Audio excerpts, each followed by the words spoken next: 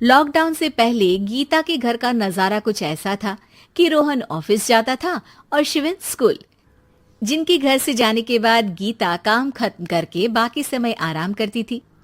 लेकिन लॉकडाउन के बाद ऑफिस और स्कूल घर में ही खुल गए और इससे गीता का हाल वो तो आपको देखने में ही मजा आएगा। शिवेन, ओ शिवेन, महाराज उठने के लिए क्या 21 तोपों की सलामी लेंगे? अरे बिस्तर से बाहर निकल, ऑनलाइन क्लास स्टार्ट होने वाली है। अरे तुम भी हद करती हो, स्पीकर की तरह चिल्लाने की क्या जरूरत है? दिख नहीं रहा मेरी कॉन्फ्रेंस चल रही है। अब कैमरा और स्पीकर ऑन कर रहा हूं, मुझे कोई शोर नहीं चाहिए। इस पर जैसे ही रोहन लैपटॉप का कैमरा और स्पीकर ऑन करता है तभी कुकर की सीटी बजती है।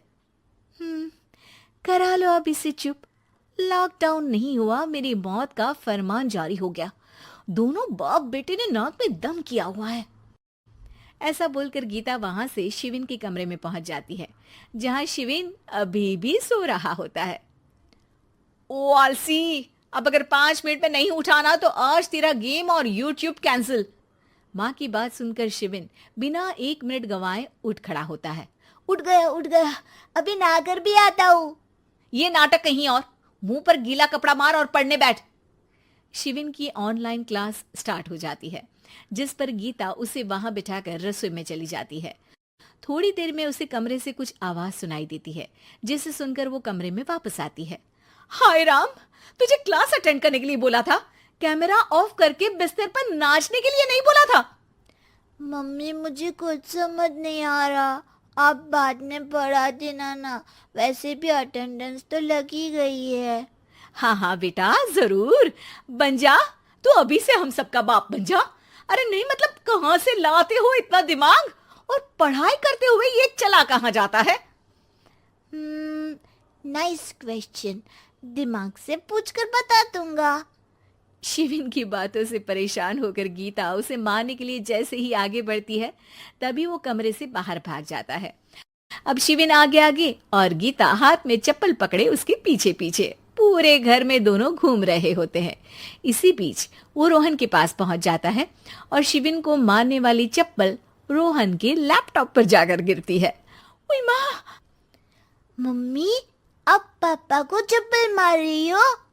वो आज तक के रिपोर्टर, चुपचाप जाकर क्लास अटेंड कर ले, नहीं तो अगली तेरे पीछे लगेगी। इस पर शिविन वहां से चला जाता है, जिसके बाद रोहन गीता से कहता है, इस सर्कस के लिए कुछ बोलना चाहोगी? अरे क्या करूं, जब से तुम दोनों घर में रहने लगे हो, घर अपने आप ही सर्कस बन गया है और मैं तुम्हारी नौकर। कभी बेटी को संभालो तो कभी बाप के नखरे उठाओ। इन्हीं सब उथल पुथल में दिन बीतते रहते हैं, जिसमें हर रोज घर के अंदर कुछ नया सियप्पा खड़ा मिलता है, जो ज्यादातर शिविन और रोहन के ऑनलाइन स्कूल और ऑफिस से रिलेटेड ही होता है। एक सुबह, शिविन चल उठ, आज की क्लास जल्दी है। कैमरा ऑफ करके आप अटेंड कर लो। अरे ऐसे छित्तर पड़ेंगे, दादी नानी सब एक साथ याद आ जाएंगी। गीता की लाख मशक्कतों के बाद क्लास तो खत्म हो जाती है, लेकिन उसके बाद शिविन फोन इस्तेमाल करते हुए इंस्टाग्राम रील बनाने लगता है। रसोड़े में कौन था? तुम थी, मैं थी, कौन था? कौन था? हाँ, मैं गरीब हूँ। अरे ओ गरीब के बेटे, आजा, मैं बनाती हूँ तुझे गरीब। मैं बताती हूँ रसोड़े में कौन था। पढ़ाई करने बोलो तो इनकी माँ मर जाती है, और ये पागलपंतियां जितनी मर्जी करा लो। गीता शिविन को डांट रही होती है, तभी रोहन बीच में बोल पड़ता है। अरे बच्चा ही तो है, इतना गुस्सा क्यों कर रही हो? बेटे का साथ देने की इसी एक कोशिश में अब शिविन के साथ साथ रोहन भी गीता के गुस्से की सूली पर चढ़ जाता है। अगर बेटे पर इतना ही प्यार आ रहा है तो इसे क्लास अटेंड क्यों नहीं कराते, इसका होमवर्क क्यों नहीं कराते?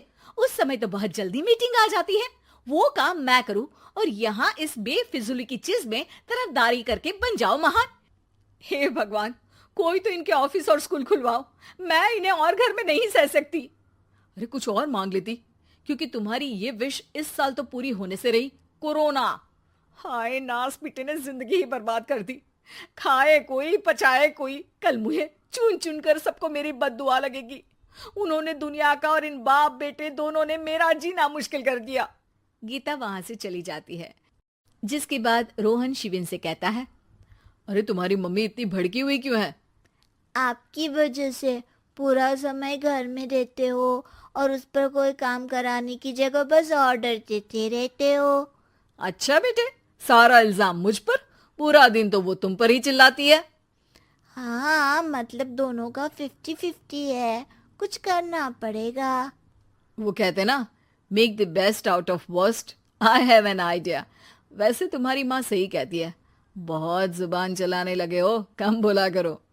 अगली सुबह रोहन और शिविन अपनी गलती को सुधारने के लिए गीता के उठने से पहले घर का आधा काम खत्म कर देते हैं, जिसे देखकर गीता खुश हो जाती है और फिर बाकी बचा काम वो तीनों मिलकर पूरा कर लेते हैं।